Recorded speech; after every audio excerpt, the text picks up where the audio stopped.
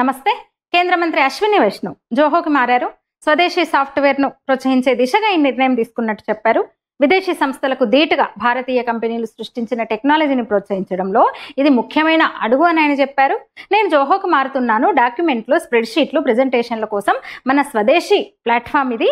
ఇక నుంచి తన అధికారిక పనులకు, డిజిటల్ ఇండియాలో భాగంగా తన అధికారిక పనులకు ఇకపై విదేశీ సాఫ్ట్వేర్లను కాకుండా స్వదేశీ టెక్నాలజీతో రూపొందించిన ఈ ప్లాట్ఫామ్నే, జోహోనే వాడతాను అని చెప్పారు ఆయన.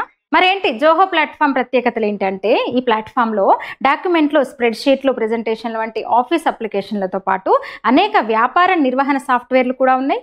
దాదాపు 180కి పైగా దేశాల్లో లక్షలాది మంది వినియోగదారులు ఈ సేవలను వినియోగించుకుంటున్నారు. మైక్రోసాఫ్ట్, గూగుల్ వంటి అంతర్జాతీయ సంస్థలకు గట్టి పోటీనిస్తోంది ఇది. మరొక ప్రత్యేకత ఏంటంటే, జోహో తమ యూజర్ల డేటాను చాలా జాగ్రత్తగా కాపాడుతుంది. యాడ్స్ కోసం డేటాను అమ్మకుండా వినియోగదారుల గోప్యతకు అత్యంత ప్రాధాన్యం ఇస్తుంది. మరి ఏంటి ఇంతకీ అద్భుతాన్ని సృష్టించింది ఎవరు, జోహోను సృష్టించింది ఎవరు అంటే శ్రీధర్ వెంబు. నిజంగా మొన్నటి వరకు అతి తక్కువ మంది ఆయన పేరు విని ఉంటారు, కానీ ఇప్పుడు దేశమంతా జోహో యాప్ గురించి, దాని రూపకర్త శ్రీధర్ వెంబు గురించే మాట్లాడుతోంది.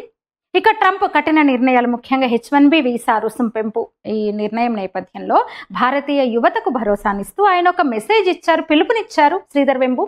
వెనక్కి వచ్చేయడానికి ఇదే సరైన సమయం. గతంతో పోలిస్తే ఇక్కడ అవకాశాలు మెరుగ్గా ఉన్నాయి, మెండుగా ఉన్నాయి, భారీగా పెరిగినాయి. గట్టి నిర్ణయం తీసుకోండి ఇప్పుడే. భయంతో అక్కడ బతకాల్సిన అవసరం లేదు. అక్కడ భయంతో బతకండి. మళ్ళీ సెటిల్ కావడానికి మహా అంటే ఒక 4-5 ఏళ్ళు పడుతుందేమో, కానీ మిమ్మల్ని మీరు స్ట్రాంగ్గా తీర్చిదిద్దుకోవచ్చు. మీరు బలంగా తయారవుతారు. ఇక్కడికి వస్తే మంచి అవకాశాలు ఉన్నాయి, రండి అని చెప్పారు ఆయన, పిలుపునిచ్చారు ఆయన. మరి ఏంటి ఆయన నేపథ్యం ఏంటి అంటే, శ్రీధర్ వెంబు తమిళనాడులోని అంటే తంజావూరులో ఒక తమిళ బ్రాహ్మణ కుటుంబంలో జన్మించారు ఆయన. 1989లోనే ఆయన IIT మెడ్రాస్లో చదివి ఎలక్ట్రికల్ ఇంజనీరింగ్ చేసి అమెరికా వెళ్ళి న్యూజెర్సీలో ప్రిన్స్టన్ యూనివర్సిటీ నుంచి MS చేసి PhD చేసి అమెరికాలోనే కొన్ని రాష్ట్రాల్లో కొంతకాలం పనిచేసి స్వదేశానికి వచ్చి 1996లో తన 2 సోదరులతో కలిసి అడ్వెంట్ నెట్ అనే ఒక నెట్వర్క్ పరికరాల ప్రొవైడర్ల కోసం సాఫ్ట్వేర్ డెవలప్మెంట్ హౌస్ను స్థాపించారు. తర్వాత 2009లో జోహో కార్పొరేషన్గా దాని పేరు మార్చారనమాట. కంపెనీ జోహో కార్పొరేషన్ అయిపోయింది. కస్టమర్ రిలేషన్షిప్ మేనేజ్మెంట్ సేవలకు మద్దతును అందించడంపై దృష్టి సారించింది. అంటే పూర్తిగా క్లౌడ్ ఆధారిత సాఫ్ట్వేర్ సర్వీసెస్ని ఇది అందిస్తోందనమాట. జోహో కార్పొరేషన్ మొదటి నుంచి కూడా వ్యాపారాన్ని తన సొంత నిధులతో నిర్వహిస్తోంది. స్టాక్ మార్కెట్లోకి వెళ్ళడం కానీ, బ్యాంకులు, ఇతర సంస్థలు లేదా వ్యక్తుల నుంచి విరాళాలు, నిధులు సేకరించడం వంటివి లేవక్కడ. వచ్చిన లాభాలనే మళ్ళీ పెట్టుబడులుగా పెడుతూ వృద్ధి సాధిస్తోంది. ఇక ఈ కార్పొరేషన్ తయారు చేయని వ్యాపార సంస్థలు, వ్యక్తులు వాడని సాధారణ సాఫ్ట్వేర్ టూల్ లేదు. అందులో అతిశయోక్తి లేదు, ఆశ్చర్యపోనవసరం లేదు. దాదాపు 45కు పైగా టూల్స్ తయారు చేశారు. మీరు గూగుల్ అప్లికేషన్ స్టోర్లోకి వెళ్ళి చూస్తే తెలుస్తుంది. కొన్ని ముఖ్యమైనవి నేను చెప్తాను. Zoho CRM, customer relation management tool ఇది. జోహో బుక్స్, అకౌంటింగ్ అలాగే ఫైనాన్షియల్ మేనేజ్మెంట్ సాఫ్ట్వేర్ ఇది. జోహో ప్రాజెక్ట్ మేనేజ్మెంట్ టూల్ ఇది. జోహో మెయిల్, జోహో డెస్క్ అంటే customer support help desk tool ఇది.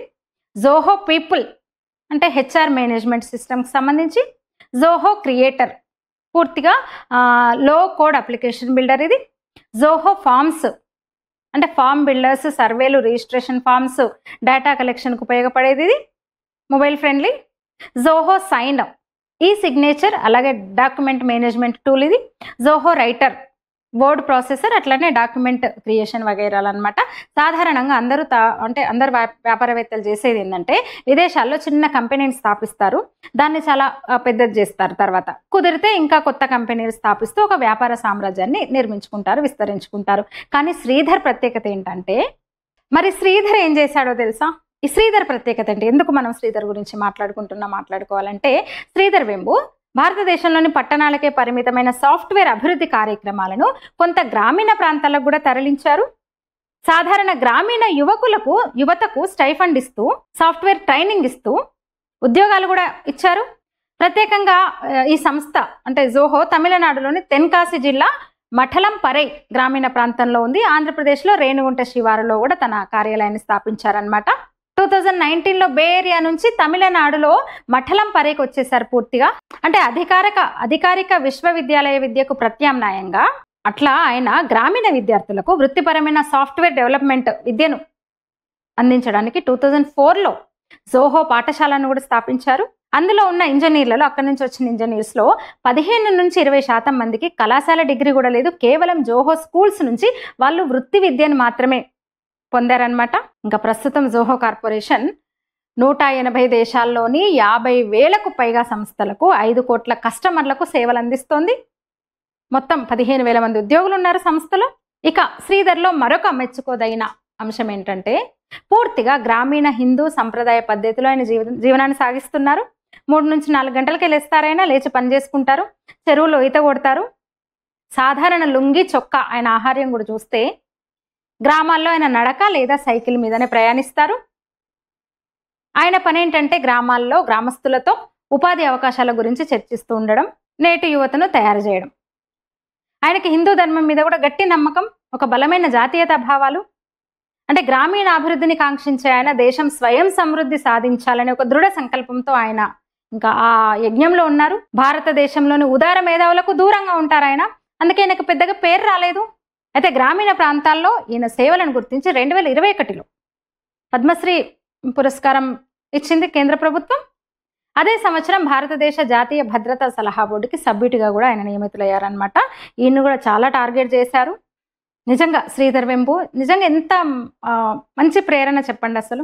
ఇంకా ఆయన ఇచ్చిన పిలుపుతో మరి చూడాలి, ఆ ప్రభావము ఎలా ఉంటుందో చూడాలి. నిజంగా గ్రామీణ యువతకు అసలు అంటే యూనివర్సిటీలు, బీటెక్ డిగ్రీలతో సంబంధం లేకుండా వాళ్ళకు వృత్తి విద్యలో శిక్షణ ఇచ్చి అద్భుతమైన ఇంజనీర్లుగా వాళ్ళని తయారు చేస్తున్నారు. మరి మనం కూడా వీలైనంత తొందరగా జోహోకి మారిపోదాం. మీరేమంటారు? కామెంట్లో తెలియజేయండి.